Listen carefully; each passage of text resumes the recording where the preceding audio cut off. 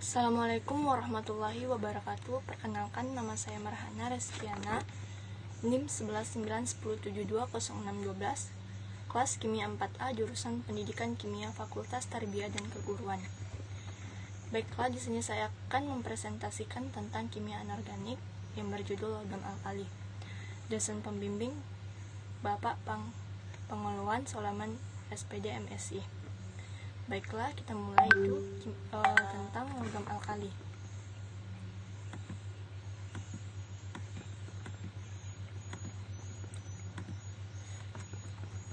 Yang pertama itu sumber logam alkali di alam. Dalam sistem periodik unsur-unsur yang terletak pada golongan 1A yaitu litium, natrium, kalium, rubidium, cesium, dan francium. Itu disebut dengan logam alkali karena hidrogen termasuk non-logam. Walaupun dengan alkali sama-sama memiliki satu elektron pada kulit terluarnya. Berdasarkan konfigurasi elektron diketahui semua unsur alkali memiliki satu elektron yang terletak pada kulit terluar. Nah, persamaan ini menyebabkan unsur-unsur alkali memiliki sifat kimia yang mirip. Walaupun memiliki sifat kimia yang mirip, tapi unsur-unsur alkali keberadaan di alam tidak sama-sama. Ini disebabkan oleh ukuran-ukuran ionnya. Alkali sangat berbeda satu dengan yang lainnya. Ya, natrium dan kalium itu sangat berlimpah di kerak bumi, sedangkan litium, rubidium, dan cesium itu kelimpahannya hanya sedikit. Kelimpahan logam alkali yang paling sedikit adalah francium. Hal ini disebabkan francium merupakan unsur radioaktif yang memancarkan sinar beta dengan waktu paruh yang pendek sekitar 21 menit, kemudian segera berubah menjadi unsur thorium. Logam francium dihasilkan dari unsur actinium dengan pemancaran sinar alfa. Untuk penjelasan selanjutnya mari kita bahas. Yang pertama itu natrium.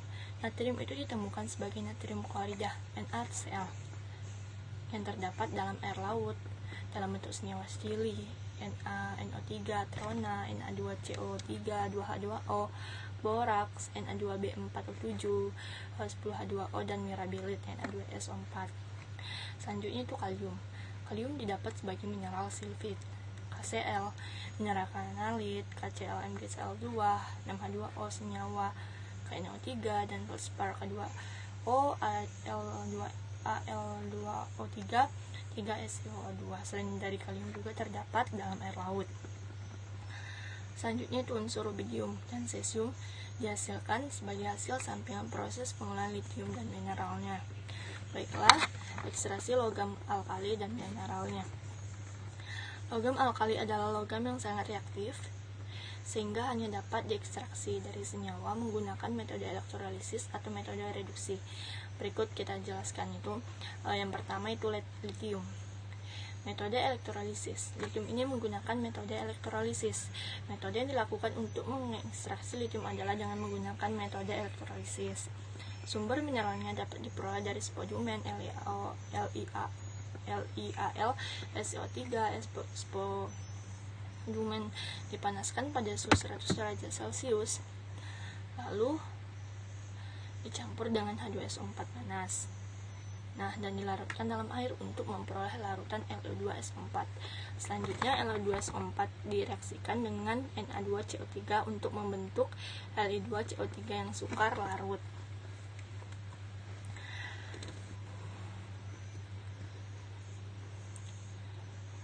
Li2SO4 tambah Na2CO3 itu menghasilkan Lu2CO3 sulfur tambah Na2SO4. Setelah itu Li2CO3 direaksikan dengan HCl untuk membentuk LiCl. Li2CO3 tambah 2HCl itu menghasilkan 2LiCl tambah H2O tambah O2. Li dapat diperoleh dengan elektrolisis lelehan LiCl seperti berikut. Katode Li tambah I tambah E elektron menghasilkan Li.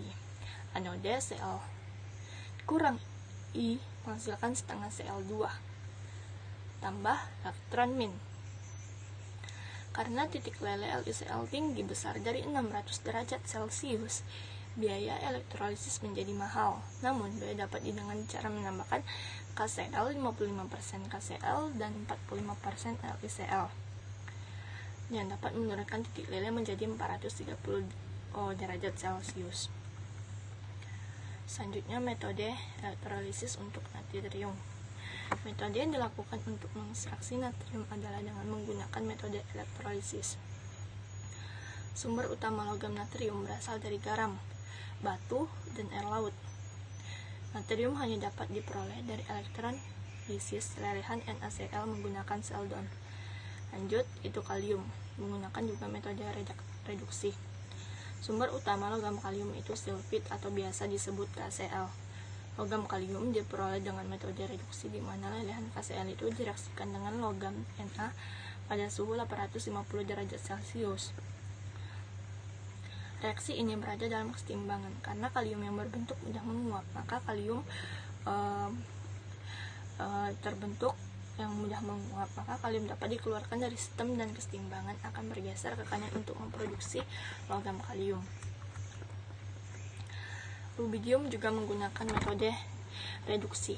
Metode yang dilakukan untuk mengekstraksi rubidium itu dengan menggunakan metode reduksi. Logam rubidium itu dibuat dengan mereduksi lelehan senyawa RbCl. Reaksinya Na tambah RbCl, Rb tambah NaCl. Reaksi ini berada dalam keseimbangan. Karena rubidium mudah menguap, maka rubidium dapat diproduksi terus-menerus dengan cara yang sama dengan proses reduksi kalium. Yang selanjutnya yang kelima itu cesium. Menggunakan juga metode reduksi. Logam cesium dibuat dengan mereduksi lelehan senyawa CsCl. Menurut reaksi itu Na tambah CsCl, itu reaksinya itu Cs tambah NaCl. Reaksi ini berada dalam keseimbangan karena cesium mudah menguap, maka cesium dapat diproduksi terus-menerus dengan cara sama dengan proses reduksi kalium.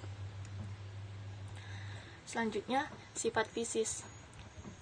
Titik leleh, titik didih, dan kekerasan logam alkali tergolong relatif rendah dari Li ke Fr.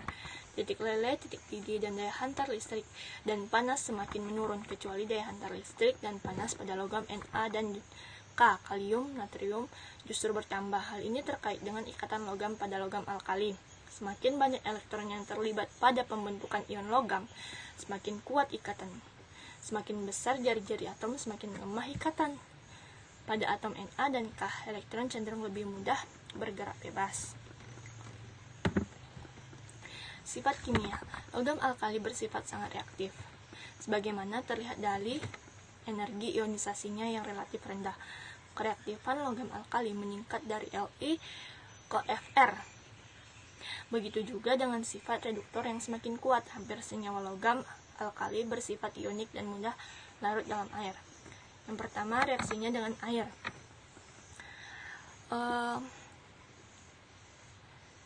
Semua logam alkali bereaksi dengan air membentuk basa dan gas hidrogen. Li bereaksi agak pelan, Na bereaksi hebat dengan percikan api, K, Rb, dan Cs itu meledak jika dimasukkan dalam air. Oleh karena reaksi tersebut sangat ekstrem, gas hidrogen yang terbentuk akan langsung terbakar. Yaitu reaksinya 2L, sulfur tambah 2H2O, menghasilkan 2LOH tambah H2. Kalau reaksi dengan hidrogen itu jika dipanaskan, logam alkali dapat bereaksi dengan gas hidrogen membentuk senyawa ionik alkali hidrida. 2L tambah 2H2 hasilkan 2LH. Selanjutnya itu reaksi dengan oksigen. Logam alkali dapat bereaksi dengan oksigen membentuk oksida, peroksida, ataupun superoksida. Dalam jumlah oksigen terbatas umumnya terbentuk oksida. Itu 4L tambah O2 itu 2L2O. Namun jika oksigen berlebihan, Na dapat membentuk peroksida, sedangkan Ka, Rb, dan Cs itu dapat membentuk superoksida. Reaksinya itu 2Na tambah O2 menghasilkan 2Na2O2S, 2Na2O2, itu sulfur. Yang ketiga itu reaksi dengan halogen.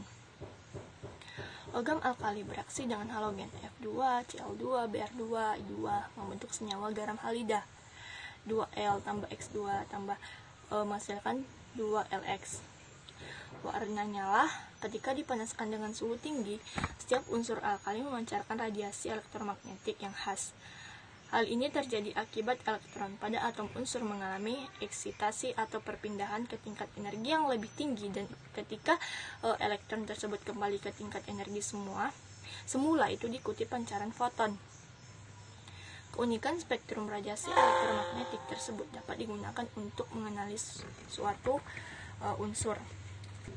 Selanjutnya itu logam alkali dan senyawa. Selain natrium dan kalium, kegunaan logam alkali itu sebagai berikut. Yang pertama, kegunaan logam alkali itu sebagai berikut. Yang pertama, litium digunakan untuk membuat baterai. Rubidium dan cesium itu digunakan sebagai permukaan peka cahaya dalam sel fotolistrik yang dapat menyebabkan cahaya menjadi listrik. Li2CO3 digunakan untuk pembuatan beberapa jenis peralatan gelas dan keramik. Senyawa oksida, peroksida, dan suberoksida. Yang pertama itu senyawa oksida. Oksida adalah senyawa kimia yang sedikitnya mengandung sebuah atom oksigen serta sedikitnya sebuah unsur lain. Sebagian besar kerak bumi terdiri atas oksida. Oksida terbentuk ketika unsur-unsur dioksida oleh oksigen di udara. Pembakaran hidrokarbon menghasilkan dua oksida, utama karbon monoksida dan karbon dioksida. Bahkan materi yang dianggap sebagai unsur murni pun sering kali mengandung selubung oksida, misalnya aluminium foil memiliki kulit tipis Al2O3 yang mengandung foil dari korosi, oksida dari unsur-unsur periode 3, Na2O, MgO, Al2O3, SiO2, P4O10, SO3, Cl2O7, P4O6, SO2, Cl2O. Oksida pada barisan pertama dikenal sebagai oksida tertinggi dari setiap unsur. Oksida ini adalah saat di mana unsur periode 3 berada pada keadaan oksidasi tertinggi. Oksidasi ini semua elektron terluarnya terlibat dalam pembentukan ikatan mulai dari natrium dan hanya membentuk satu elektron terluar hingga klor dengan 7 elektron terluar. Selanjutnya peroksida. Peroksida dalam percakapan umum. Peroksida adalah larutan berair dari hidrogen peroksida, HOOH atau H2O2, senyawa yang dijual sebagai disinfektan atau pemutih ringan. Dalam kimia anorganik, ion peroksida itu anion O22 yang juga memiliki ikatan tunggal oksigen. Ion ini bersifat amat basah, sering hadir sebagai ketidakmurnian dalam senyawa ion. Peroksida murni yang hanya mengandung kation dan anion peroksida. Biasanya dibentuk melalui pembakaran logam alkali atau logam alkali tanah di udara atau oksigen. Salah contoh natriumnya itu peroksida Na2O2.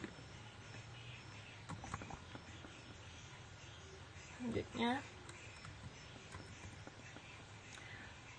ion peroksida mengandung 2 elektron lebih banyak daripada molekul oksigen. Menurut teori orbital molekul, kedua elektronnya memenuhi 2 orbital anti-ikatan. Hal ini mengakibatkan lemahnya kekuatan ion ikatan OO dalam ion peroksida yang peningkatan panjangnya ikatannya Li2O2 memiliki panjang ikatan 130 pm dan BaO2 147 pm. Selain itu, hal juga menyebabkan ion peroksida bersifat diamagnetik. Logam alkali bereaksi dengan oksigen membentuk senyawa oksida, senyawa peroksida, dan senyawa suberoksida. Persamaan umumnya itu senyawa oksida 4M tambah O2 2M2O. Contoh reaksi dalam logam alkali natrium dan oksigen menghasilkan oksida itu 4Na tambah O2 menghasilkan 2NaO. Senyawa peroksidanya 2M tambah O2 menghasilkan M2O2. Contoh reaksi logam alkali kalium dan oksigen menghasilkan peroksida yaitu 2K tambah O2 itu menghasilkan K2O2.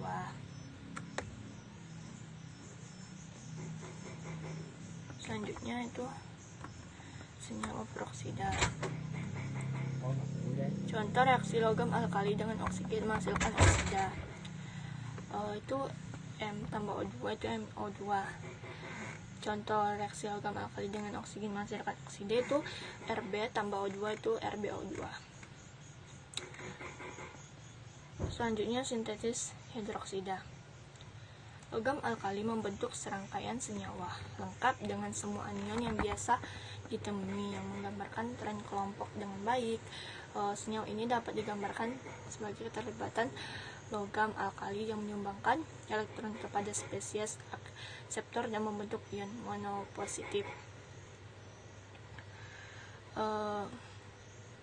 Deskripsi ini paling akurat untuk alkali halida dengan menjadi semakin kurang akurat seiring dengan kenaikan muatan kationik dengan anion K, dan karena muatan kationik dan anion K dan karena anion menjadi lebih besar dan lebih terpolarisasi itu misalnya ikatan ionik memberi jalan menuju ikatan logam sepanjang seri, itu NaCl, Na2O, Na2S, Na3P, Na3As, Na3Sb, Na3Bi, dan Na.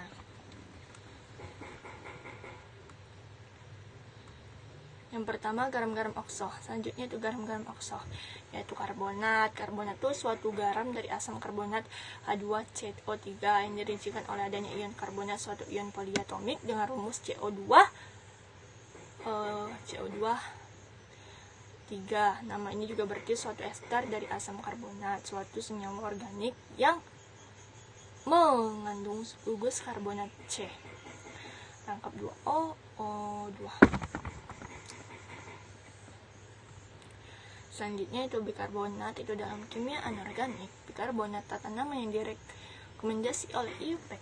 Hidrogen karbonat adalah bentuk antara dari deprotonasi asam karbonat, ia merupakan anion poliatomik dengan rumus kimia HCO3. Istilah karbonat bikarbonat diberikan pada tahun 1814 oleh kimiawan Inggris William H. Wollaston. Awalan bi dalam bikarbonat berasal dari sistem penamaan kuno dan berdasarkan pengamatan bahwa terdapat dua karbonat CO2 3 per ion natrium dalam natrium bikarbonat NaHCO3 dan bikarbonat lain kecuali dalam natrium karbonat Na2CO3 dan karbonat lainnya. Nama tersebut masih lestari sebagai nama trivial. Nitrat dan nitrit. Nitrat adalah ion poliatomik dengan rumus molekul NO3 dan massa molekul 62,0049 gram per mol. Juga gugus fungsional organik RONO2. Ester nitrit ini adalah kelas khusus bagian dari peledak. Nitrat ini bagian dari bahan peledak. Selanjutnya itu nitrit. Ion nitrit memiliki rumus kimia NO2 adalah anion simetris dengan ikatan NO sama panjang dan sudut ikatan ONO dari sekitar 120 derajat. Setelah protonasi asam lambung yang tidak stabil, asam nitrit diproduksi. Nitrit dapat diteroksida atau reduksi dengan produk agak tergantung pada oksidator atau reduktor dan kekuatannya. Sulfat. Ion sulfat atau IUPAC bahasa Inggris sulfat atau sulfat adalah anion poliatomik dengan rumus empiris SO42. Garam turunan asam sulfat peroksida banyak digunakan dalam industri. Yang selanjutnya itu bisulfat. Dikenal sebagai natrium hidrogen sulfat adalah garam natrium dari anion sulfat bisulfat dengan rumus molekul Na2SO4. Natrium bisulfat adalah garam asam yang dibentuk oleh netralisis parsial asam sulfat oleh padanan natrium, biasanya dalam bentuk natrium hidroksida alkali atau natrium klorida atau garam dapur. Halida logam alkali. Logam alkali itu merupakan unsur yang paling elektropositif pada tabel periodik sehingga cenderung membentuk ikatan ion dengan unsur yang paling elektronegatif pada tabel periodik halogen membentuk garam ini dikenal sebagai halida dan logam alkali. Reaksinya sangat hebat dan terkadang bisa mengakibatkan ledakan. Ini termasuk natrium klorida yang dikenal sebagai garam pada umumnya. Reaktivitasnya meningkat dari litium ke cesium dan turun dari fluor ke iridium. Semua halida logam alkali memiliki rumus Mx dengan M adalah logam alkali dan X adalah halogen. Mereka semua berupa padatan kristal ionik berwarna. Semua halida logam alkali itu larut dalam air kecuali litium fluorida LiF yang tidak larut dalam air karena entalpi kisinya tuh sangat tinggi gitu. Tinggi entalpi kisi litium fluorida akibat dari ukuran ion Li plusnya yang kecil menyebabkan interaksi elektrolisit di antara mereka menjadi kuat. Efek sering terjadi pada magnesium fluorida di mana litium memiliki hubungan diagonal logam alkali juga bereaksi serupa dengan hidrogen membentuk hibrida logam alkali. Baiklah, kesimpulan dari presentasi saya itu logam alkali merupakan unsur logam yang sangat reaktif dibandingkan dengan logam lainnya. Ini disebabkan karena kulit terluarnya itu terdapat 1 elektron dan energi ionisasinya lebih kecil dibanding unsur golongan lain. Baiklah, terima kasih. Inilah dapat yang saya sampaikan. Lebih dan kurangnya saya mohon maaf. Wassalamualaikum warahmatullahi wabarakatuh.